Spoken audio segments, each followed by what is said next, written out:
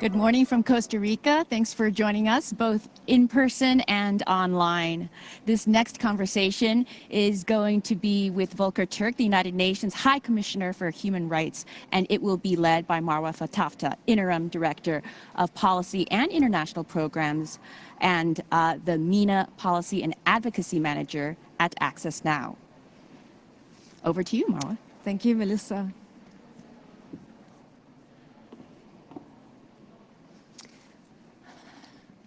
All right. Hello and welcome, everyone. The first day of RightsCon. It's so wonderful to meet and be reunited with so many people from around the world. So thank you for being here.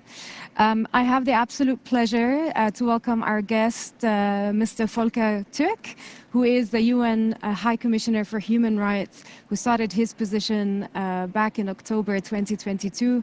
High Commissioner, thank you so much for joining us. I know you have a very busy schedule, so thanks for taking the time to be with us today. To introduce Thank you for inviting me. Yeah, thank you for being with us. I want to give a very brief introduction. As I mentioned, you are currently the UN High Commissioner for Human Rights. You have devoted your long and distinguished career to advancing universal human rights, and notably the international protection of some of the world's most vulnerable people, refugees and stateless persons. You've held a number of positions at UNHCR and in different parts of the world.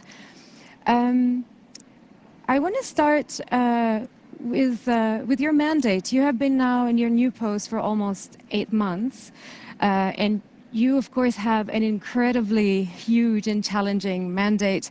And a focus of the discussion of today and during the days of RightsCon is around AI, and in particular, recent developments related to generative AI. What are, from your perspective, are the biggest challenges presented by digital technology for the human rights movement? Well, first of all, I would like to thank you very much for the invitation. I'm really sorry that I'm not there in person. As you can see from my background, I'm here because of the Vienna +30 symposium that is as a result of 30 years of Vienna Declaration and Program of Action. As you know, there was a big world conference on human rights here 30 years ago. It also paved the way for the establishment of my office.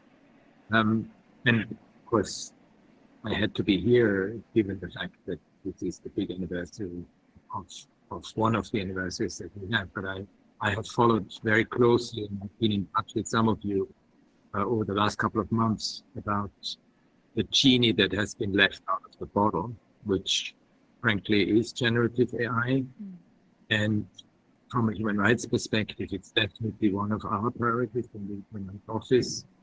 I know it's a big concern for many of you, journalists, human rights defenders, but also all those who understand so much better how the technological world impacts on human beings.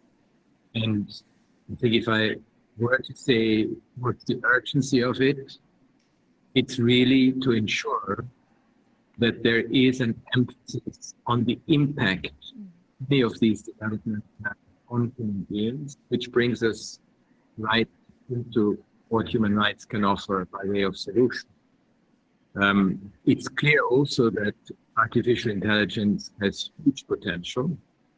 We see that the way it is developed, the way it is used, the way it's going to be regulated, will need to be done within the human rights movement. And it is on us in the human rights community to be ahead of the curve, which is very difficult because we don't necessarily always have transparency about this development. We may not even have the expertise because this is a very specialized expertise.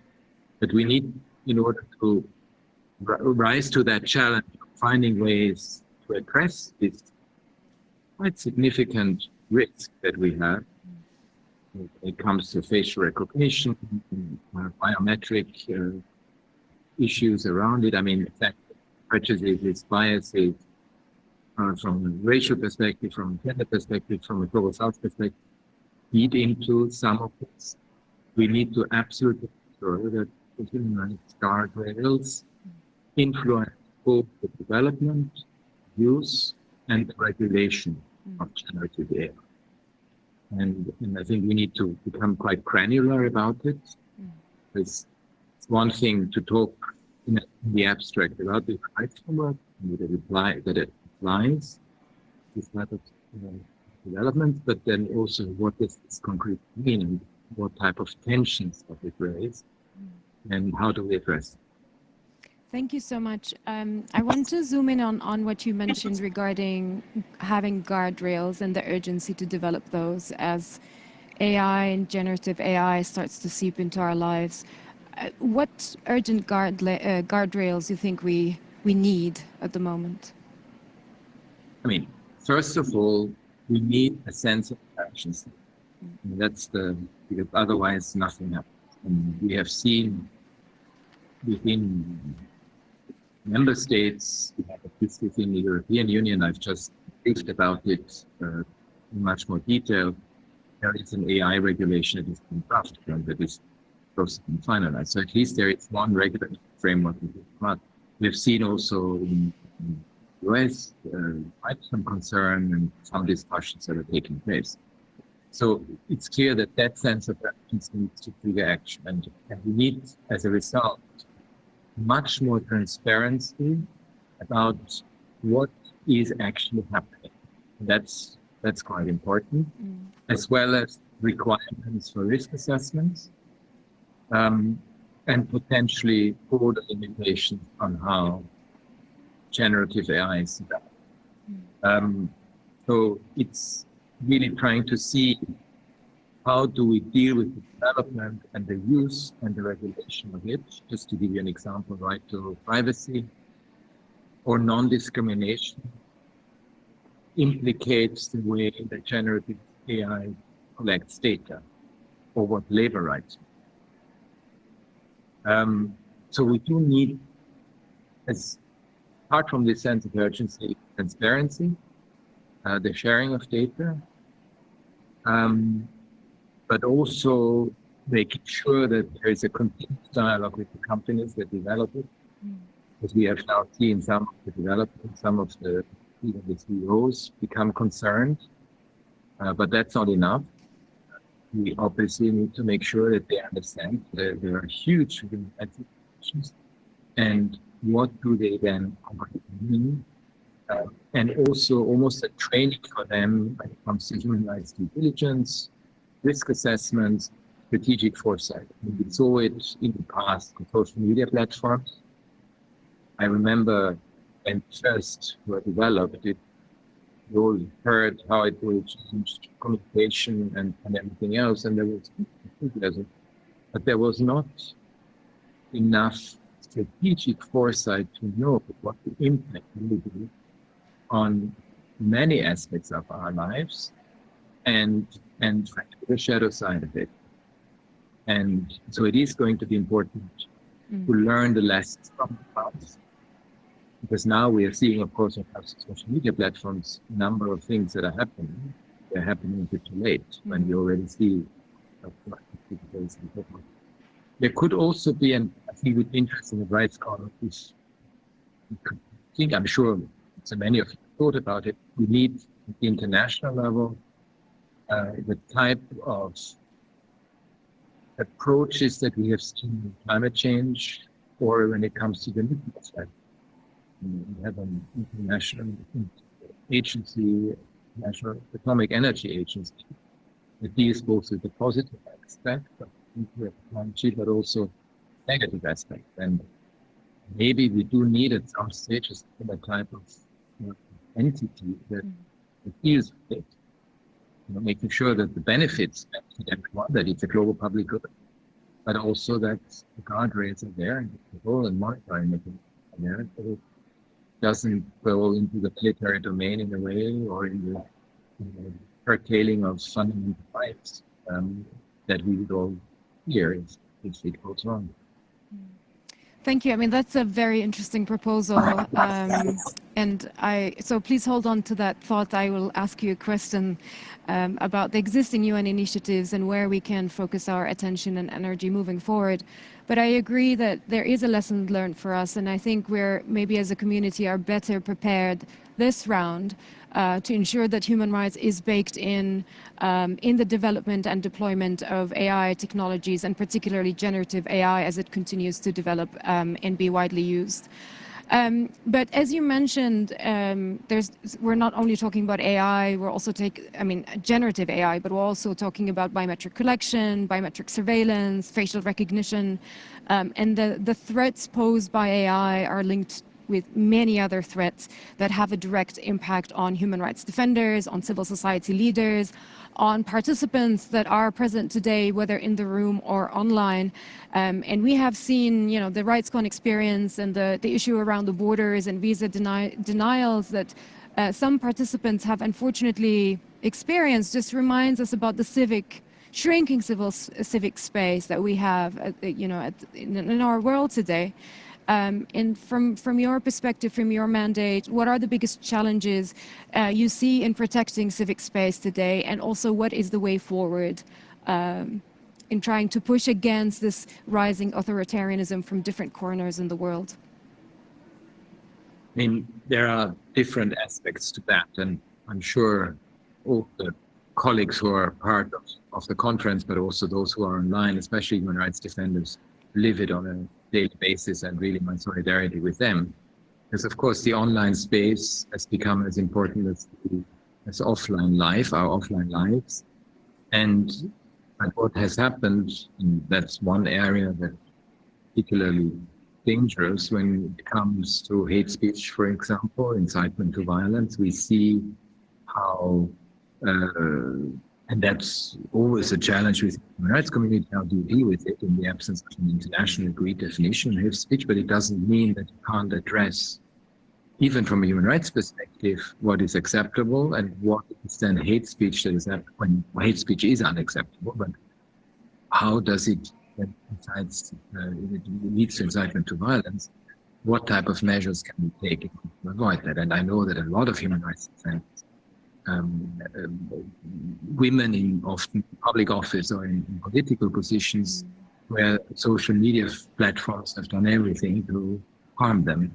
And so there is that challenge how we deal with. The other one is harmful disinformation. We've seen it during COVID, during the COVID pandemic. We've also seen it through the spreading of conspiracy theories that really impact on what then democratic space means. I mean, we've seen people believing in all kinds of things. It almost becomes cult-like.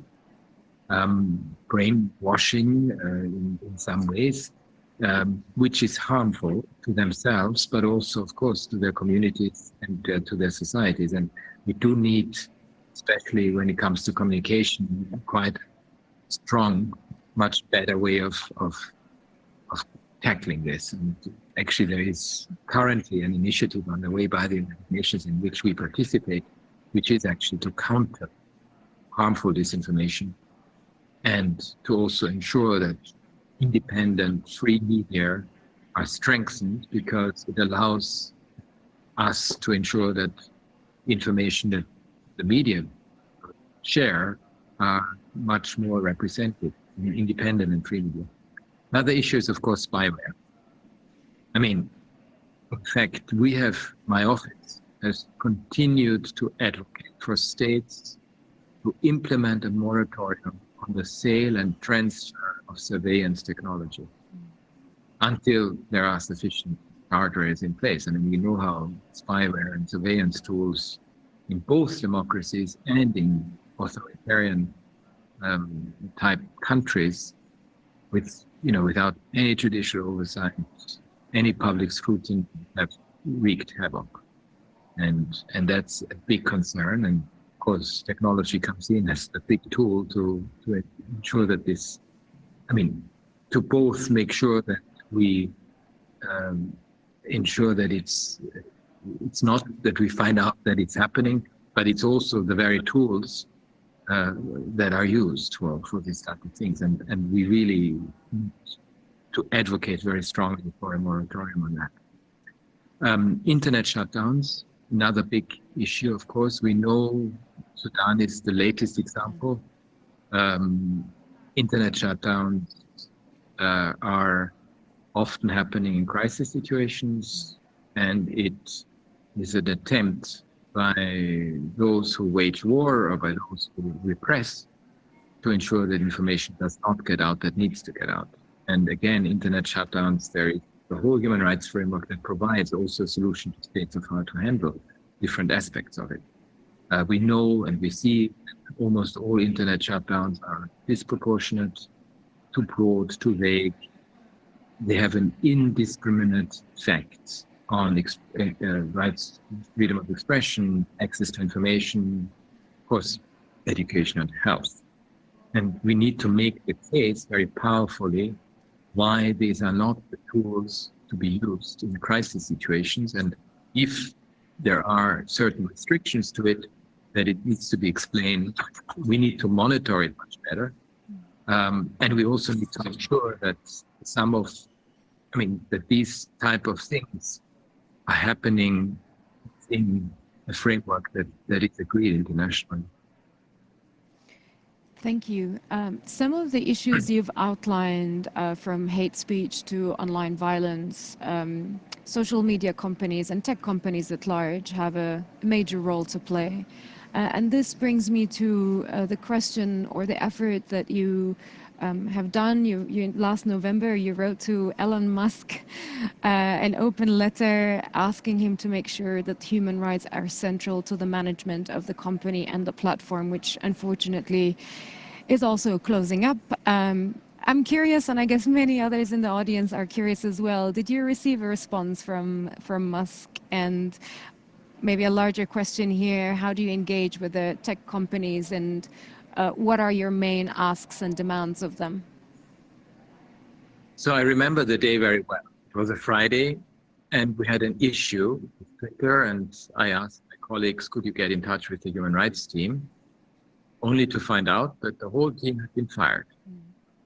So it was a Saturday when we came together and we said, we need to write something about this. This just becomes insane.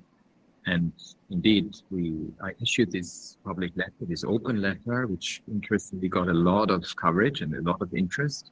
I think it resonated with a lot of people beyond Twitter, with social media platforms more generally, because I remember when I was dealing especially with Myanmar, but also in the context of Ethiopia, where social media platforms were used to propagate hatred, incite to violence, where frankly, the ethnic displacement of the Rohingya was also because of totally uncontrolled, without any content moderation type things that really incited violence and led to loss of life and displacement and all kinds of very serious human rights violations. So I didn't get a response. I only saw a further, and you mentioned it, a further deterioration in the way that Twitter handles the type of issues that we need. That, for instance, the API, the fact that they ended the policy of open access to data through its API system is another worry. We call for freedom of expression, but it's not without limits, because we do need moderation practices. We also call for resisting government attempts for censorship, but we have reports on a number of social media platforms that they seem to be, including Twitter, that they seem to be accepting more censorship. So again, the war is Indeed, and we've seen that before the high-risk elections in Turkey, or high-stake elections in Turkey, where Twitter responded to government requests to block accounts of political opposition. And that, of course, we hope, it's a reminder for us of the challenge ahead, and also of the ecosystem and the structure that we are dealing with, of what are digital civic spaces and how we can protect them when they're owned by private actors. I want to move to slightly different topic or angle. You have carried out a number of visits to different countries, including in this region, that are either going through current turmoil and armed conflict or are in post-conflict situations. To name a few, you've been to Sudan, Ukraine, Haiti, Colombia, Venezuela, to name a few. And protecting human rights and human rights defenders and journalists and at-risk communities in times of conflict and crisis is a particular and huge challenge at the same time. So what is your office doing to ensure the protection of at-risk communities, including women, LGBTQ plus communities, refugees, and so on? I've been now 7 months in office, and I've been to about 13 countries. And one principle for me is always to make sure, and that's part of the program, that I have free, unlimited access to civil society actors, human rights defenders, to victims of human rights violations. And if that's not accepted, I won't go into the visit. So that's the sine qua non of these visits. And also, whenever we open a presence in the country, that's part of the package. And that in and of itself is important because we would like us at the Human Rights Office to be the bridge builder between civil society, human rights defenders, victims, and the institutions of the state, especially when there is rupture within the social rupture between the relationship, because that's what often happens in this type of crisis situation. So we can come in providing a safe space. There is a lot of care, but also analyze what is happening, making sure that people can speak to us, we can listen to them, we can hear their concerns, but also for us to be able to respond to what they say and find strategies to overcome. I wish I could open much more office presences around the world. There's been some positive developments, but also negative developments. We are going to close my Uganda, for example, which for Asia. We hope to be able to strengthen our presence. There is always pros and cons in all of this, but having an office presence, I think, helps also provide space for civil society. Of course, society will always be civil society, but we are in solidarity. So we want to make sure that it's also understood by everyone who needs to understand it, but it's an incredibly important role in societies and places. Thank you. High Commissioner, I want to go back to the idea you proposed of having some kind of a global setup to face the challenges brought by these new technologies on human rights. There are several UN initiatives addressing tech and human rights, and they are proceeding in parallel. How does your office approach these various work streams, from the Global Digital Compact to the UNESCO's platform governance efforts to the WSIS plus 20? And for us as civil society with limited resources and capacities, where do you think we should focus our effort and attention? So, as you know, my office also has the BTEC project, which is an important one, engaging directly with the companies when it comes to making sure that they understand the rights dimension. We're trying to expand when we have a community of practice with the BTEC. We're also trying to expand it to Africa and globally, but it's always about the application of the guiding principles of business and human rights. And sometimes companies to work through what it means concretely, and that's really important. But that's one project. It's an important project. It helps us also learn a lot through this engagement, which then feeds into all these different UN processes. And we are involved, and we follow them all. I think we have sometimes a bit the same problem that many of you have, which ones should we prioritize and which ones will actually help us advance the human rights cause.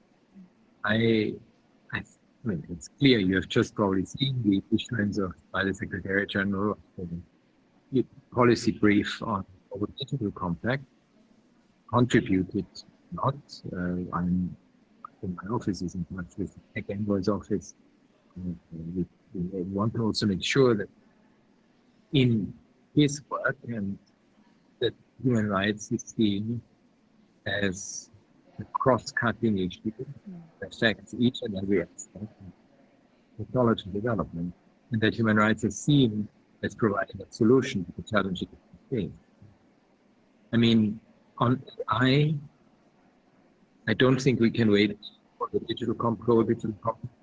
This will take some time, and the Summit of the Future next year, we need an initiative much earlier, and I'm in touch with a couple of my brothers and sisters within the UN and the broader system, see what we could take. And I'm also very much looking forward to learning the conference from some of the things that you think we should do and prioritize.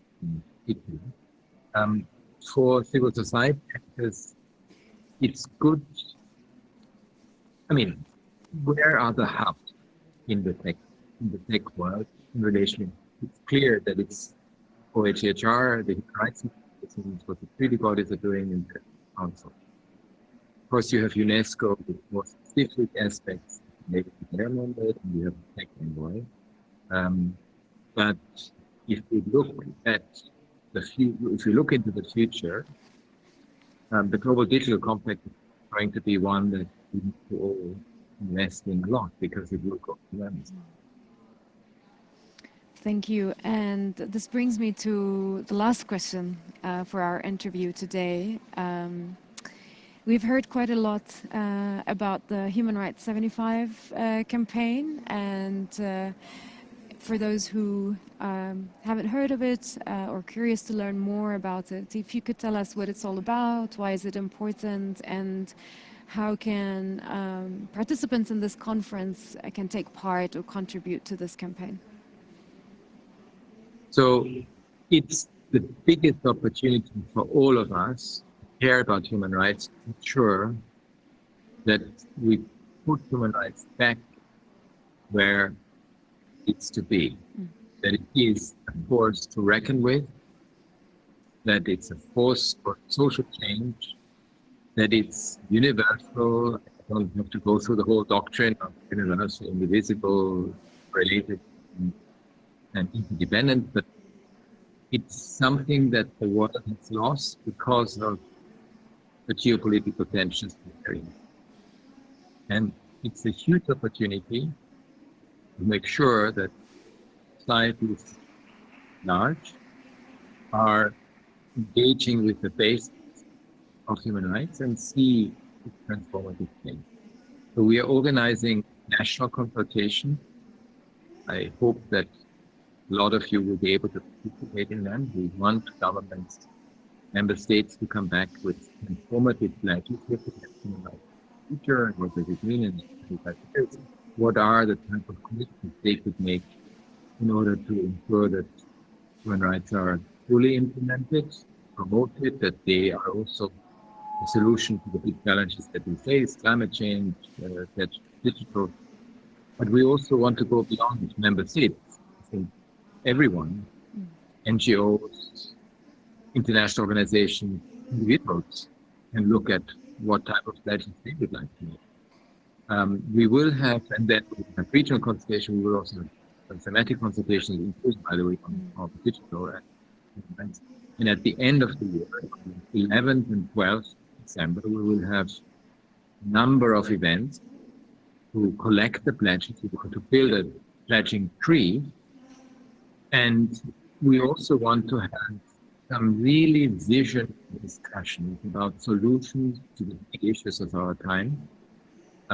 And vision statement come out that could feed into the Summit of the Future next year, but also influence our own management plan, our own strategies, and inspire all of us as we grapple with some of the big human rights issues that we face. And it's climate change, civic space, peace, it's issues of the digital world, but it's also economy and economic systems, whether they still serve human beings or are in fact acting against them.